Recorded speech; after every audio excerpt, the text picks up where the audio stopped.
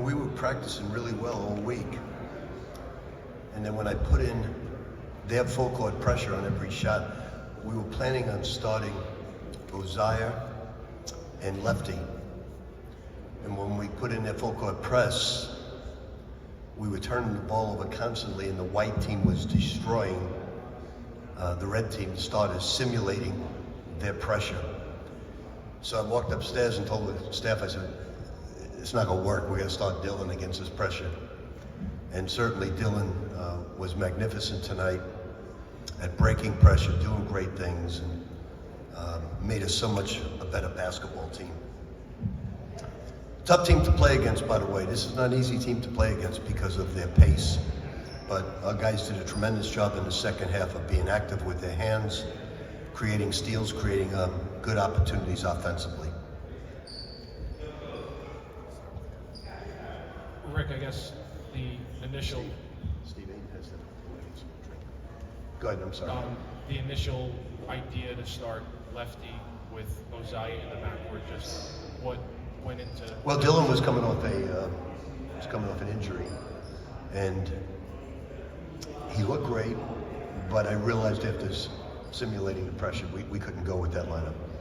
We're throwing the ball away way too much. And when you saw Dylan and Oziah working in the backcourt, what were your thoughts of... Oh, I loved it. I thought they did a great job. Do you think that could be a tandem that maybe you start going forward? Yeah, I think so.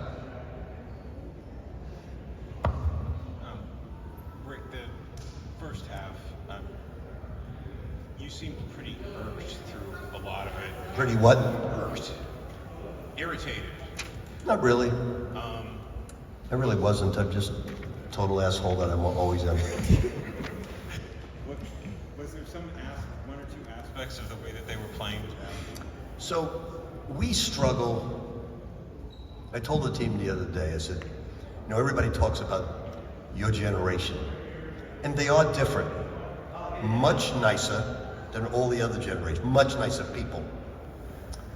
But their focus, because of the cell phones and social media, is the worst I've ever seen in my life. And I told them, you guys can't sit down and read 3 or 4 chapters without looking at your phone. And it's true. So they have a very difficult time, everybody at this generation, of focusing in on scouting reports.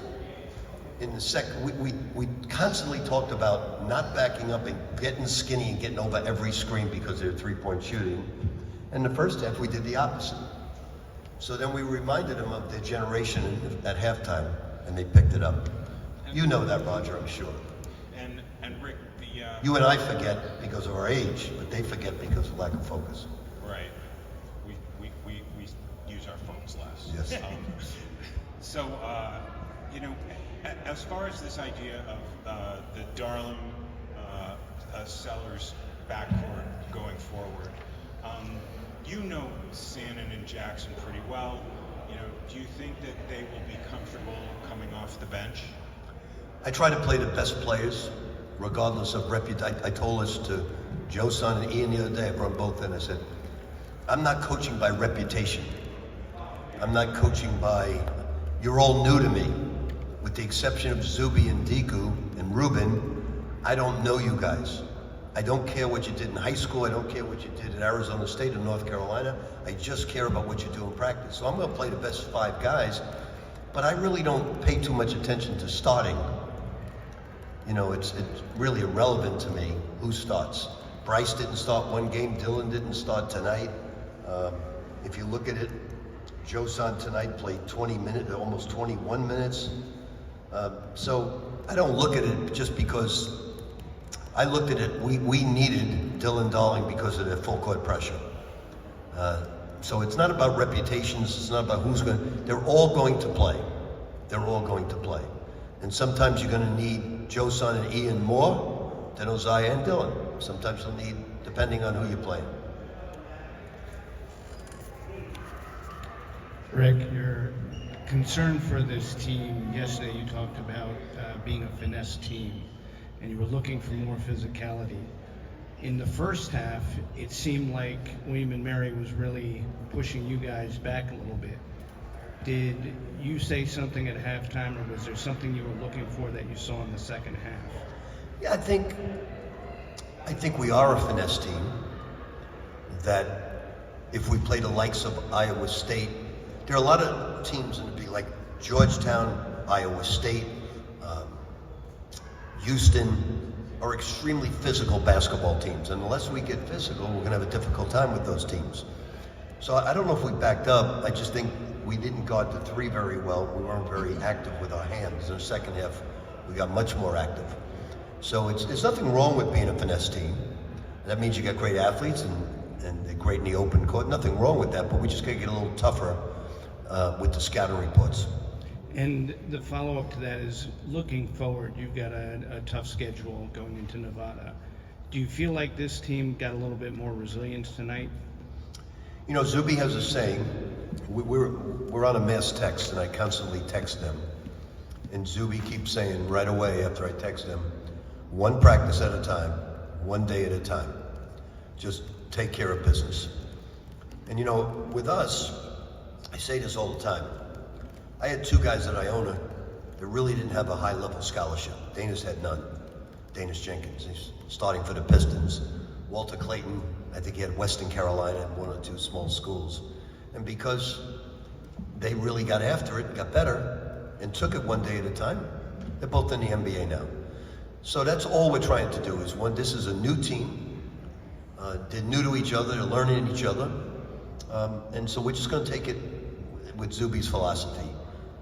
One practice at a time, just try to get better each day. Don't look ahead to a big opponent. Don't look ahead to the NCAA. Just get better. And if we take that philosophy, then some of those guys may end up like Danis Jenkins and Walter Clayton.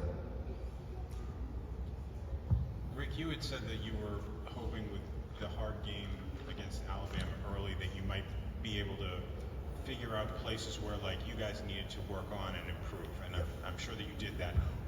What would you say were the places where you showed the improvement tonight?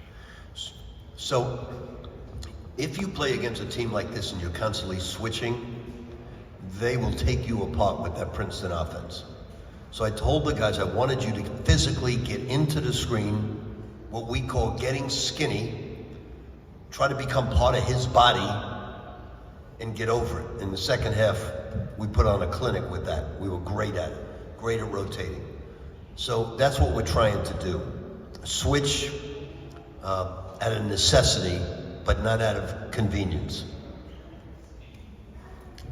Rick, you said yesterday that you wanted Ozzie Sellers to shoot more threes. What do you think about his shooting tonight?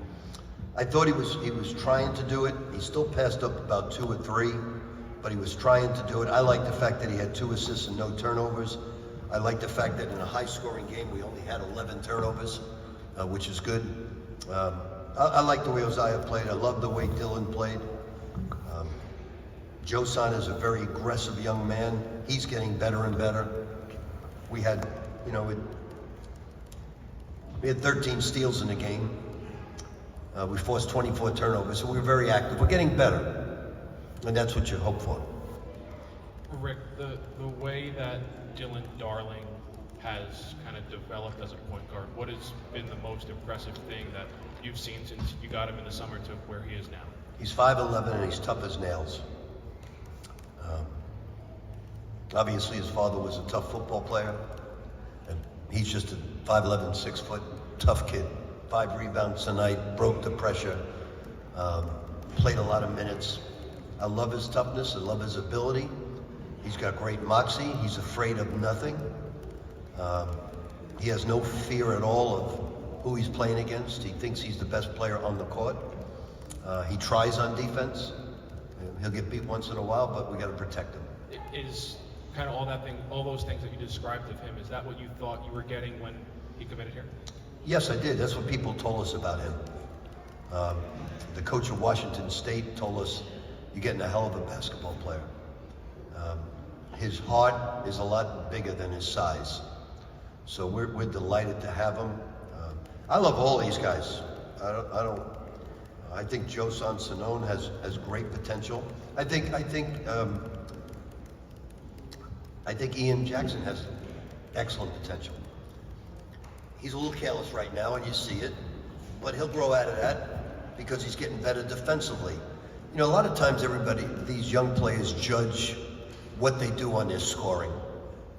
And when they grow out of that mentality, they become good basketball players. When they grow out of that. And that's what Joe, Son, and Ian have to do. Gauge your game and how you play all phases of the game, not in scoring. But that's an AAU product, and that's mommy and daddy calling home and saying I scored 21 points.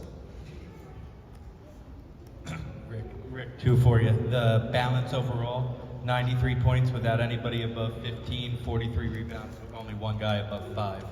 What do you think of the balance overall? I thought the balance was really good, but I thought our attention to understanding the scouting report of how they play. They're even faster than Alabama with pushing the pace. Now, they won't shoot right away like Alabama, but they're going to try to backdoor you. But I think they may have gotten 3 backdoors the whole game, and I thought that was excellent. And then maybe I'm reading too much into this, but you mentioned young teams still learning each other. Not young team, new to each other. New team, sorry, learning each other. You were up 35 and you did a coach's challenge on a goaltending. Is that a message to the team, like never take your foot off the gas kind of thing? To tell you the truth, as a coach, now I won't press the other team when we're up that much, but I never look at the score. I just coach every possession as if it's my last breath on life. And that's the way I do it. So it's not, we just try to teach. So when we're in a close game, we remember the way it's played. So I'm not trying to run up a score a lot of points. I'm just trying to teach them each moment. And the referee actually looked at me and I said, that's not a goaltender. Do I have to challenge this? He said, you have to challenge it. Thank you, Coach. Okay.